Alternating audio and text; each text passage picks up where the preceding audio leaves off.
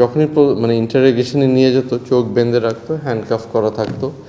তাদের প্রশ্ন ছিল যে আপনি এত কম বয়সে নির্বাহী কমিটির সদস্য কেন, আপনি এত কম বয়সে এত দায়িত্ব পাচ্ছেন কেন, আপনি এবং আপনারা আপনাদের বয়সে যারা রাজনীতি করতে নেমেছে, শিক্ষিত একটা সমাজ যারা বাংলাদেশ জাতীয়তাবাদী দলে যোগ দিয়ে বাংলাদেশ জাতীয়তাবাদী দলে বড় হয়ে বাংলাদেশ জাতীয়তাবাদী দলের আদর্শ ফলো করে যারা এত তৎপর ছিল, তখন এত মানে অ্যাক্টিভ ছিল, এরা কেন এত অ্যাক্টিভ এটা জানতে চাচ্ছিল।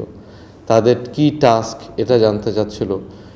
চেয়ারপারসনের উদ্দেশ্য কি, চেয়ারপারসন কাদের সাথে মিশতে চায়, কাদের সাথে তাদেরকে প্যাট্রোনাইজ কারা করে, অ্যাক্টিং চেয়ারের কাদের সাথে উঠা বসা মিলাঝুলা প্যাট্রোনাইজার কারা।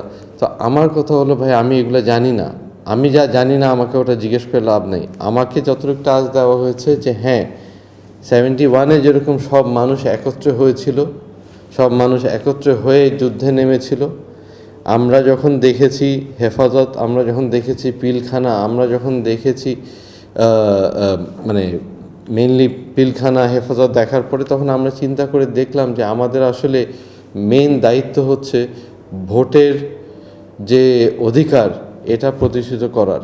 আর আমাদের অ্যাক্টিং চেয়ারম্যান তারেক রহমান সাহেব, উনি পিছে থেকে বসে আমাদেরকে যে গাইডেন্স দিয়েছে, যেইভাবে আমাদেরকে একসাথে জড়িত হয়ে মাঠে ময়দানে নিচে গ্রাসরুট লেভেলে কাজ করে উঠে আসতে বলা হয়েছে যে ভোটের অধিকারটাকে আমাদেরকে দাঁড় করাতে হবে জনগণের জন্য, এই দেশের জন্য, দেশের স্বাধীনতার জন্য। জিতুক না, ভোট হোক না, ভোটে যেই জিতবে জিতুক, কিন্তু ভোটের অধিকারটা থাকতে হবে। আপনার তো ভোট দেওয়ার একটা ব্যক্তিগত অধিকার থাকতে হবে। তা আমাদের মেন টাস্কই ছিল ওটা, যে আমরা আন্দোলন করছিলামই যে ভোটের অধিকারকে আমরা দাঁড় করাতে চাই। তো এই অ্যাক্টিভ যে আমরা ছিলাম, এটা হয়তো তখন ফ্যাসিস্ট সরকার, এই আওয়ামী সরকারের পছন্দ হয় নাই। তাই আমাদের একটা জেনারেশন, একটা ব্যাচ, একটা ইয়াং রাজনীতিবিদদেরকে তখন গুম খুন করা শুরু হয়েছে।